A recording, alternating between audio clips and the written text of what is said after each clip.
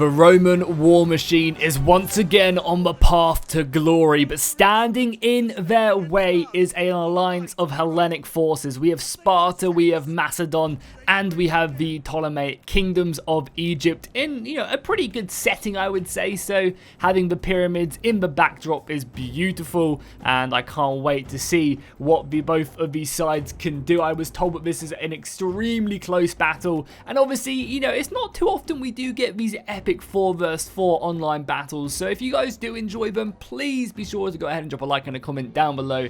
Let me know you want to go ahead and see more of this type of stuff, and also obviously a big shout out to everyone who played in this battle and sent it my way. So quickly taking a look, I guess, at the armies being brought before the action does just erupt and both sides throw everything they've got at one another. On the left-hand side, we do have the Numidians, who have brought forward their desert legions, obviously taking the, the training and effort from Rome, equipping some pretty deadly warriors now on their front line. And obviously to accompany that, we do have some of the best horses in the ancient world. We have the armored Numidian riders. Alongside that, you've got 2 more units back there. And then finally the general unit as well, who is also an armored Numidian. So yeah, these Numidian horses are going to be brutal, especially when they're supported by the auxiliary cavalry. These guys can kind of take the brunt whilst the Numidians do all their crazy stuff. We also have a unit of elephants, which is cool, and then finally some tribal slingers. So obviously the desert infantry is going to be kind of their main hitting point. Then for the Romans, I mean, it's always going to be pretty obvious. We do actually have some Socii Hastati, which is pretty hilarious, and some auxiliary in there. But for the most part, it's going to be armored legionaries, eagle cohorts, and maybe a couple Praetorian Guard in there, kind of sitting around. Then we do have more auxiliaries on the right hand side. I love it when people do bring these are Vigiles, but basically auxiliaries. I love it when people do bring kind of these weaker Roman armies, just like units in the Roman roster, rather than just spamming legionaries. And then obviously we do have the legionary spam, supported by some Syrian archers and some levies as well. So a pretty ranged roster being deployed today. A lot of these skirmisher, Balearic slingers, other guys. We have a ton of good cavalry and some auxiliary cavalry there. Then over on the other side of things, we do have some Helot slingers. Supporting them, obviously, in the Spartan line is the Royal Spartans. These bad boys are ready for combat, and yeah, can't wait to see what they're going to be doing this day. Some of the strongest warriors of the ancient world, that is for sure. Supporting them, we've got more hoplites from Macedon, which is going to be their main front line, and then also some Foros swordsmen, which again is pretty interesting. They're not going to go for more of a defensive build here. They're going to try their best to allow their infantry to try and go toe-to-toe with the Romans. Also, look how much taller this one guy is compared to everyone else. I thought it was only the barbarian units that were different sizes, but maybe it was. And that's like the first time I've literally... It's probably just because he's a special guy? Yeah, it's probably just because he's got like a... I don't even know. I swear that's really cool, though. I know Total War do this now and again through some units, but I wish they'd have more of that, rather than everyone just kind of being the same sort of height. I mean, more dramatic height would be kind of cool. But I mean, they do that in quite a few units. Then as we go over, sorry, it just took me by surprise. Then we have more of a Foros swordsman from the Egyptians. I mean, most of these Hellenic units are going to be very similar. We do have a unit of camels, though, which do scare horses, throwing them off their, riders and stuff. So that's always nice. And then finally, for the final Macedonian force, we do again have Foros swords, supported by royal peltists, and some cavalry and some chariots as well. This is awesome. I'm really digging that the players are bringing maybe more of these more unique but less competitive units. You don't really get to see, a lot of auxiliaries. You don't get to see a lot of these chariot units, and it's kind of cool that players are bringing a handful of stuff, especially when you're fighting in such a large-scale battle. I mean, just taking a look at that, you can really tell the sheer size of this engagement as the slingers do get brought up, and we'll probably be coming back to this map quite a lot during this battle just to see what the hell is going on. And if you guys do want to see that more often in my videos, give a tactical overview, then do let me know in the comments down below, as I feel like a lot of the time you guys do watch these videos more for the kind of armchair strategy more than anything else. So if you guys would like to see that, then yeah, do let me know, because it's always like, do you guys want to see more close-ups? Do you want to see more strategy? Do you want to see more of the overview? It's always interesting to see how these battles do turn out. Right now, though, the Helot Slingers are taking a pounding from the Roman archers, and that's just one unit of auxiliary Syrian archers, and they're decimating that unit of, yeah, it's even routing the unit of Helot Slingers. They are having some support, though, from the Balearic Slingers, and that's kind of going to be probably one of the reasons they are melting so much. The Macedonian archers, though, are now moving into range against the Balearic Slingers, which again is a pretty good thing, because if they can start popping off shots on the Balearic Slingers, you can start whittling them down and making their range a lot less effective. So these Macedonian archers are going to shoot out. And also, another thing as well to note is, these are just kind of crappy archers, you know, probably like 400 gold a pop. You know, and the Balearic Slingers are like 600, 700, 800 gold, very expensive. So trading your archers with the Balearic Slingers is going to be pretty valuable. And the fact that they've managed to close the range is awesome. They're getting some support from the Numidian bowmen, which are an expensive. No, maybe not these guys. No, I don't think these ones are the expensive. There is a tier of Nubian, yeah, bowmen, which are pretty expensive, but I don't think it's these ones. So right now, the Romans in the center are going to be losing a hefty amount of their Balearic Slingers right now, and that's going to really hinder their range game. Obviously, you know, they're trading off quite nicely, taking out a handful of the Macedonian and Spartan archers, but for the most part, this exchange is probably going out money-wise in favor of the Romans right now. We do also have some infantry on the front lines here. This is actually kind of good for the Socii. They're absorbing some shots right now in their Testudo, so a pretty good use for the Socii. They're a cheap unit and they're absorbing shots, so it doesn't really matter if you even lose men to these arrow volleys, because that's kind of what they're there for. So every couple of volleys that come in is great, because it's whittling down the archer fire. I'm surprised that the Egyptians are even wasting arrow on this. Maybe they haven't noticed quite yet. I think they've just noticed now that these guys are in Testudo. I'm going to bring off after a couple of shots, but here we go. A huge charge out by the Macedonians with his companion cavalry moving in and cutting down a lot of these levies, and this is really nice. This is going to punish the way that the Roman players are kind of building their army. They've got a very static formation, and because of that, you know, that cavalry is going to be delayed here, and the Macedonians are going to get a really nice outcharge right there, losing a few horses as they pull back, but my god, that was a great charge for them, taking out a, you know, again, these are cheap units, but even the cheapest units can rack up the kills. And again, just pushing back their missiles. You know, these levies could rack up 60, 70, 80 kills, and that can determine battles, you know, as stupid as it sounds. That can really rack up the kills, as we do see the left-hand side, the left flank from the Spartans moving around here, looking to try and wrap them up. But we do get some cavalry moving in to try and countercharge. There's not really much left of this auxiliary Numidian cavalry, but they're going to be, I think, moving in. However, the Spartans are up here pretty quickly, but they're so fast. It's so hard to counter that. Oh, that was a brutal charge. I kind of felt like I was on triple speed there, considering how fast they were.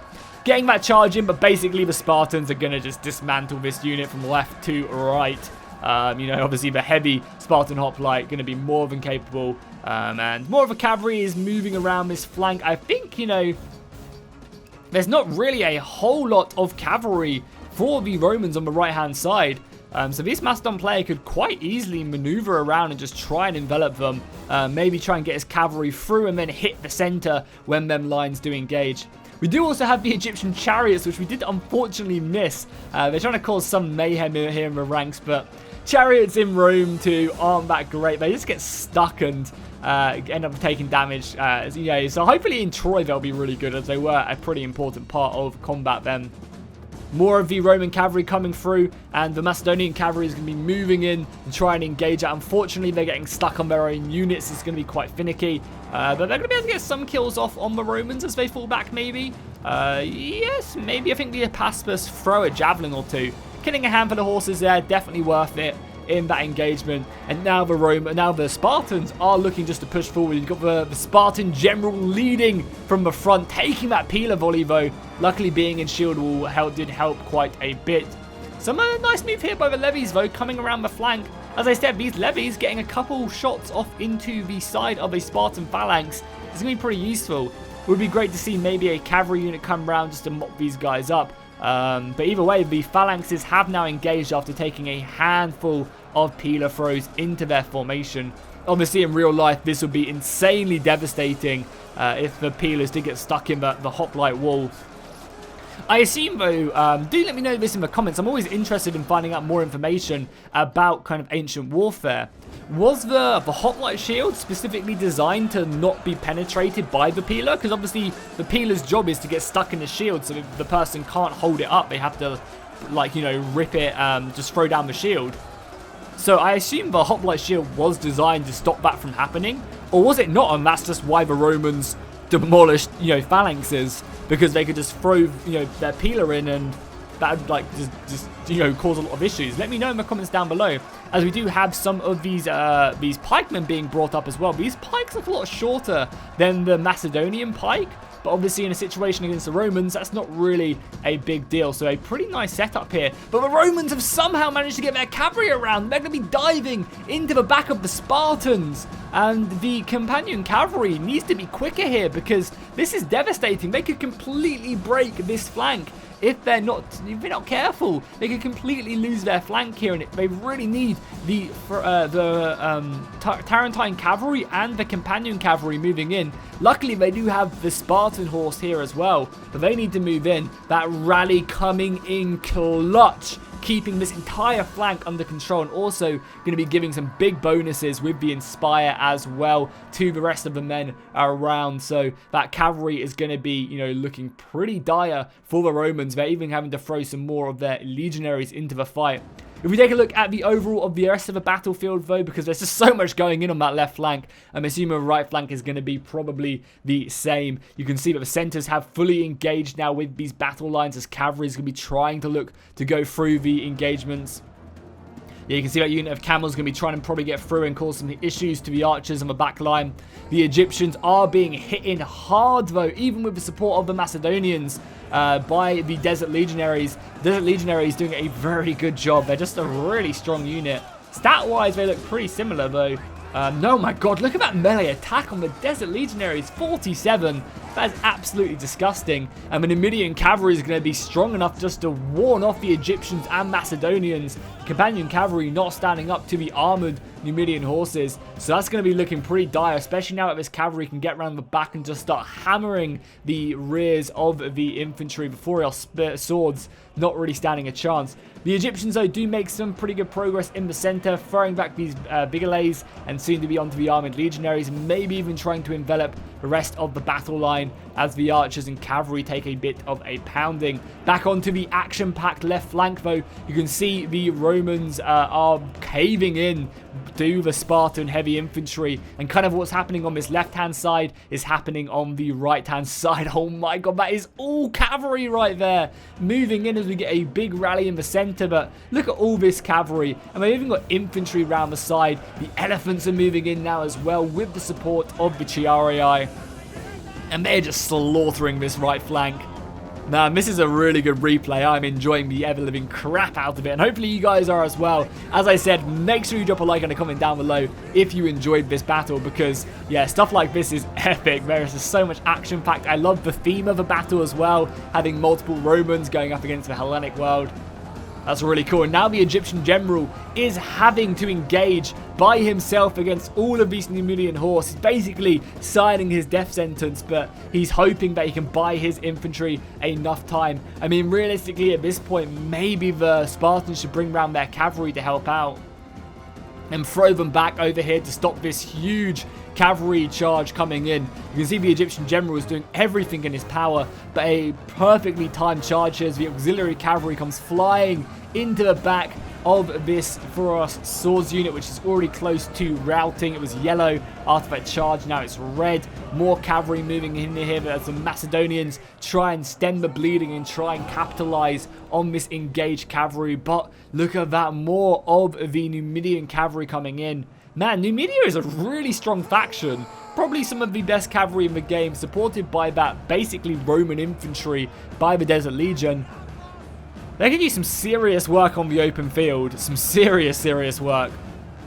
And you can see they are just racking up the kills right there. The Spartans have done a pretty decent job on this left-hand side, but They're definitely taking casualties. You can see more cavalry from the Spartans coming around, trying to cause havoc, maybe getting a kill on one of the Roman generals. That'd be pretty huge if this Tarentine cavalry can achieve that. The last remnants of the Macedonian cavalry moving in here against the armored shock horse from Numidia, getting stuck in there, just trying to keep it at bay. And that Egyptian general is doing a very good job. The Ptolemaic cavalry showing its true Hellenic prowess, learning from the legacy of Alexander, keeping that line strong. And now the Macedonian cavalry is their turn behind enemy lines to try and cause as much damage as possible, hitting these weakened Roman battle lines.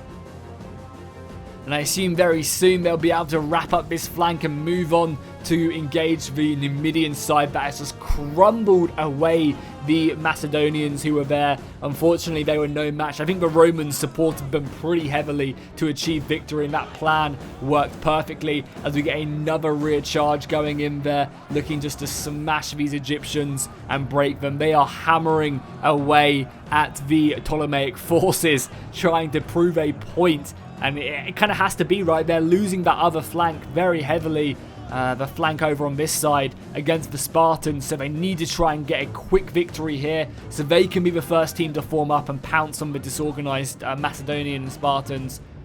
You know, you always want to do that. If you win your side first, you want to quickly reform and get over there before they can. But it does seem like the Macedonians are preempting this, as well as that, yeah, the Romans are broken. So both sides losing a flank and both sides winning a flank.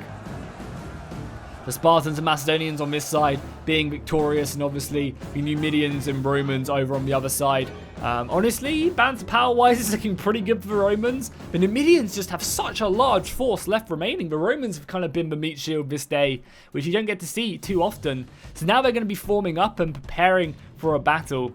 One of the things as well I'll mention that I'm looking for in Rome 2 replays is scenario battles. If you guys want to try and create some battles for me, and they have certain rules, you know, maybe you can do like the Battle of Cannae, and you have certain rules that will encourage the realistic result to happen. You know, maybe at a certain time the Romans have to make a fighting withdrawal, and that will allow people to come around. They're the like really type of replays I'm looking for. Obviously these are awesome as well, but if you do have a group of friends you want to get together and actually create like scenario battles that don't force the players to have a, you know, follow the historical result, but kind of, you know, lean towards it, but allow the players to be a bit creative with it, that'd be awesome. You know, having historical battles where the history can change, you know, if they do some stuff differently would be great, but you could still, by just looking at it, tell it is a certain battle. You know, it's a Battle of Cannae, the Romans are enveloped, but maybe they fight their way out, and their objective is to get a certain amount of their men to a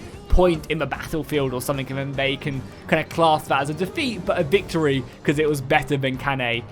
You know, like stuff like that would be amazing to get on Rome 2, and I think it would really make it interesting. You know, we've seen this game for so long that I think the historical battles created by you guys would be epic.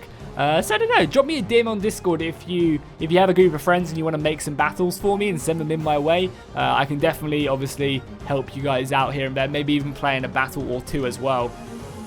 So right now, both sides are just forming up for a showdown. I think the Romans and the Numidians had this one in the bag, but it'll be fun to see the Spartans make their last stand. And honestly, I've underestimated the Spartans plenty of times in battles. I mean, at this point, I think that, you know, the Romans do have it, but a lot of the time I do give... Yeah, they have so much cavalry. I do give the Spartans a lot less credit. I'm like, yeah, they're just like any other Hellenic faction. No, these are royal Spartans. Taking a look at their stats, they actually have as much melee attack as the Roman legionaries do, and really obviously good defense. 105 armor, 70 melee defense. Comparing that to like the desert legionaries, they actually a little bit outclassed by melee attack, but armor they have 30 more. They have 20 more melee defense. They're like a really solid unit, and their morale is also crazy good. Their morale being 76 on the general, and 76 on normal units as well. So that completely outclasses the majority of Roman units, besides one unit that has like 90. No, besides all of them, yeah, it completely outclasses the Romans. So we'll drop on triple speed now and allow the enemies to form up. Also, we can use this time as well just to take a look at the devastation, the brutal cavalry engagements, the actual pretty deadly melee missile range fight that was occurred, and then the huge engagements We didn't really get to see too much over on this right-hand flank, but it does look very, very bloody. A lot of arrow fire raining in, and then the elephants as well coming in right towards the end, being a very, very interesting foe. It does seem like the Macedonians are going to try and take every bit of ground they can by engaging this unit of Vigiles, or Vigiles, sorry. Brave Town Watch. Are they Town Watch? They're basically the urban cohorts. Is that what they're called in Rome 1? Yeah, the urban cohorts of the game. You know, they're basically the fire guard of the cities, and they stop riots and stuff. So basically like police, town guard, basically. Looking very cool indeed. I much prefer the Rome 1 shields though. They had some really cool Rome 1 shields, and obviously they have capes as well, which, you know, is always a bonus in my books if a unit has a cape. The Numidians are going to be pushing forward now, looking to close the distance. The Macedonians tighten up their ranks, and we've got such a big cavalry push on this left-hand side. All the Romans are forming up.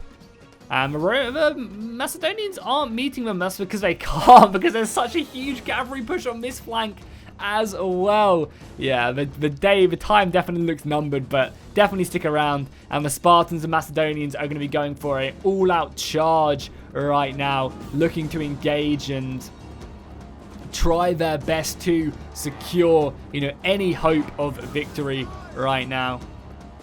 Yeah, they're going to quickly try and reform, adjusting their flanks.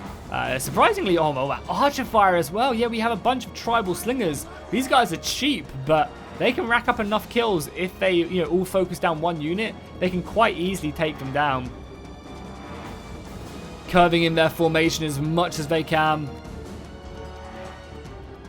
But yeah, look at that missile fire. The pikes do go down, and now all of a sudden the trap is sprung. The elephants are moving in.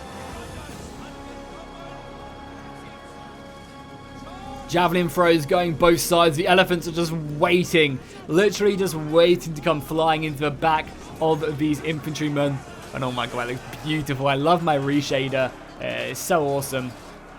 I'll probably make a video at some point giving you guys what I use for my reshader. It's literally really simple. It's just reshade me with a few of the basic settings turned on. It's like super simple. But if you guys are interested in the video of me going through it, then I quite easily can. The elephants are actually being used, instead of smashing into this infantry, going to be used in the cavalry fire. And that's something I quite like to use because they do a lot of, you know, scare damage, which is great at just breaking cavalry. And the cavalry never normally do great damage to the elephants, so it's normally quite a good unit to use against them. Right now, the Numidians have completely enveloped the Spartans. Even with cavalry charges coming in from the Tarentine horse, it's not going to be enough, and you can already see the death and destruction that's being caused. The pikes are holding firm, sending a few of these Romans to the depths of Hades. I simply just don't think it's going to be enough as more of a Roman cavalry come flying in here, racking up the rest of the kills. The elephants are causing a ruckus back there. How many kills are they on? 132. Not bad, not bad. Definitely respectable. And the cavalry is just lining up. You can already see the red line tuned straight towards this unit. But they are fighting off the Desert Legion. You just saw another unit of their infantry break right there as the Royal Spartans keep that line. The pikes are going to try and turn. Oh, kind of managed to get a turn on that pike. But now it just means the Romans can get in, you know, is you turn and deal with the cavalry, and then the Romans can close the distance. That's kind of, you know, the strength for the Romans, is as soon as they can close that distance, they slaughter the pikemen. You know, the pikemen either keep them at range or they die, and that's really your only two rewards. The elephants now coming in here to meet up in the battle. Rest of the cavalry being cornered as well, and now we're having the African elephants moving in for one last devastating charge through their own cavalry. And now in. I really wish that elephants got a little bit more design put into them when it comes to battles, because they are cool. They kind of fill the role, but I feel like in a game setting, they just could have been a lot more added to make them more unique, make them more of like a double-edged sword, like they were more historically. It would have been really cool if the developers did put a bit more time in. But that's like saying it would have been cool if the developers put more time into Rome 2 on launch. In general, that's a rabbit hole we don't want to go down. That is for sure. And now we get some of the glorious Triarii moving in to fight this battle against the remaining Spartans. Cavalry charges moving in, and that is going to be the battle. The elephants do go down, though, in the end. But actually, no, we have a bunch more over here. I thought these were the last two, but alas, they were not. And it was a costly victory for the Numidian Roman alliance. The war machine proving its worth, but not without casualties.